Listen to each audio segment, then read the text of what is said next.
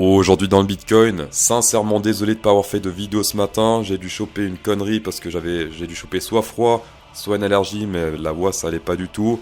Je parlais par le nez donc c'était compliqué. C'est pas encore corrigé entièrement mais c'est déjà un peu mieux que ce matin. Peut-être, alors j'ai fait une enquête, peut-être que c'était à cause de la mise à jour de Shanghai hier. Et avec tout ce qui était stacké, j'ai dû choper un Ethereum. Voilà, vous en faites pas, il y aura pas le générique, ça vaut pas la peine. On va directement passer sur le chart. Le Bitcoin en jour-lit, la tendance est full haussière. The trend is your friend. Ici, ce que je fais, comme dit hier, si on pète ça à la hausse, si on clôture à la hausse par rapport à cette résistance jaune, eh bien, je fais un long au moins jusqu'à la prochaine résistance, environ plus ou moins 32 941. Et si ça se pète la gueule, on peut le prendre, mais trop risqué parce que trend is your friend. Et également, chose intéressante sur le RSI qu'on ne voit pas sur le action price, c'est cette résistance rouge qui a été pétée à la hausse. Ici, on peut voir breakout à la hausse et petit retest avant de, pour l'instant, on dirait repartir à la hausse. Donc ça, c'est également intéressant. Cette résistance maintenant devient un support sur le RSI à prendre en compte. Il existe une autre perspective avec les power range qui est celle-ci, qui prend en compte depuis juin 2022. Ici, on prend les ranges également. On les prolonge et on voit que c'est comme son effet ici. Je suis un peu moins fan de ces ranges là que des précédents parce que je trouve qu'il y a moins de résultats sur le court terme. Ils prennent pas en compte ces ranges qui sont ici. Alors que sur le graphe d'avant, tout ça c'est pris en compte. Dans les deux cas, on est sur une résistance actuellement. Et la prochaine résistance pour celui-ci, c'est autour des plus ou moins 32 769, donc c'est un peu plus tôt que la résistance précédente où c'est 32 981, donc libre à vous de choisir votre stratégie. Celle-ci, vous avez moins de chances de l'atteindre mais vous gagnez plus, l'autre vous avez plus de chances de l'atteindre mais vous gagnez moins. Et très important, toujours attendre la clôture pour valider, une petite ça vaut rien, suffit de voir ici. Petit graphe sur les institutionnels, ils ont pas toujours raison mais souvent. Donc là on voit les spend output de 100 000 à 1 million de USDT. Et à chaque fois que ça distribue un peu, c'est pas très bon pour la suite, notamment ici, notamment sur la TH. Également avant le crash Covid, pas mal de distribution et ensuite, bim, ça se pète la gueule. Alors, ils ont pas toujours raison dans le sens où, par exemple ici, petite distribution avant d'aller plus haut. Ici également, petite distribution avant d'aller plus haut. Ici, on voit clairement que c'est une zone de TP pour les instituts. Ça signifie pas qu'ils sortent tout leur argent. Ça signifie simplement qu'ils TP. Et ce qui se passe là, je trouve que ça ressemble pas mal à ce qui s'est passé ici en 2021, avant d'aller toujours plus haut. Et également, ce petit pic me rappelle également plus ou moins ce truc qui est similaire. Petit pic, pas mal de corrections plutôt de range avant d'aller toujours plus haut. Très intéressant également ici les whales et les planktons, notamment le volume. On peut voir que le liquide ici attire le prix vu qu'on était là.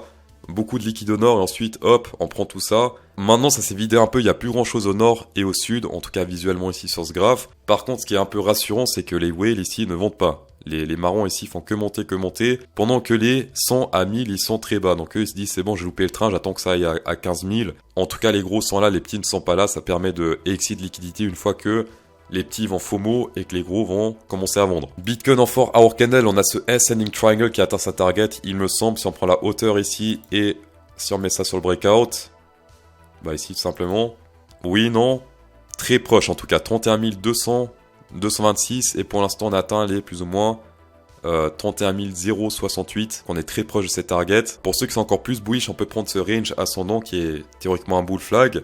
Et on peut faire pour la première target simplement prendre la hauteur de ce bull flag, ici la hauteur, et on met ça sur le breakout, d'accord? Ici, c'est exactement là où ça breakout, il y a quelques heures. Et la target, attention, ce serait 33 073 $. Et pour le stop loss, pour ceux qui veulent prendre ce trade, ça se passe au centre du range. Bien sûr, j'entends les traders de divergence dire « Ouais, crypto sauce, divergence bear, là ça descend sur le RSI alors que là ça monte, sauf que la tendance est haussière. » Et on suit la tendance, on prend tout ce qui est bullish. Et même quand il n'y a pas forcément de divergence bull, quand il y a des signaux bull, on peut les prendre. En description sur Bybit, vous avez une offre temporaire qui est très intéressante. C'est un trade de 50 $, levier 10 offert. Donc c'est un long ou short offert, 50 $, levier 10 ça fait 500 $. Vous cliquez sur ce lien, ensuite vous arrivez sur cette page, vous faites soit long, soit short, au choix. Là, il reste encore 100% vu que c'est limité, ils ont mis un budget pour cette promotion. Ici, par exemple, moi je mets long. Là, vous faites le compte, vous faites le KYC, ça prend 5 minutes. Et le seul critère, c'est de déposer 100 USDT ou plus sous 7 jours.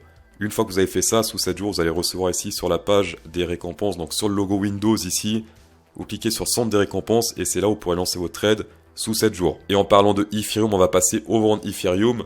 Là, la zone, elle commence à devenir très risquée. Pourquoi? Parce que c'est la première fois depuis très longtemps, depuis le bottom ici, qu'on atteint cette zone danger 0,58, 0,66, c'est la zone où les choses se passent. Ici, on n'a même pas testé cette zone, on se fait rejeter, donc c'est très bearish.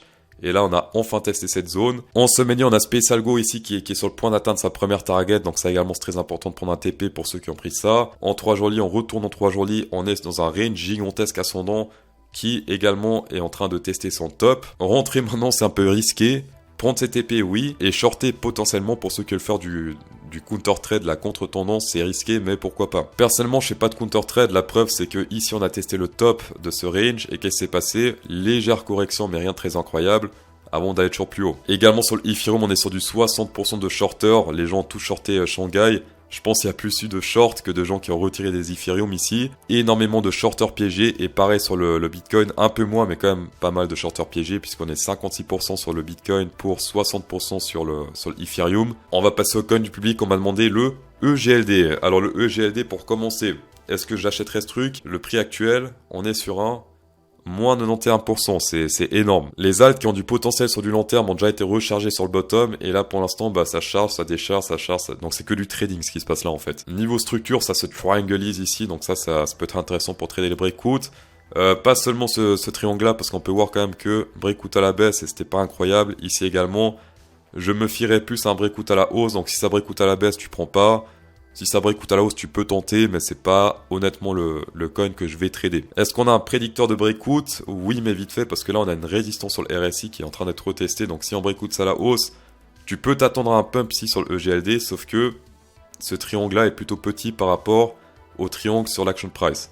Ce qu'on aime bien, c'est des triangles sur le RSI qui font plus ou moins la même taille que sur l'action price, pour prédire les breakouts, mais là, pas sûr qu'il va te prédire un breakout à la hausse de ce truc. Pour du plus long terme, si le EGLD t'intéresse quand même, on a ici quand même une grosse résistance sur le RSI qui tient en semaine lit.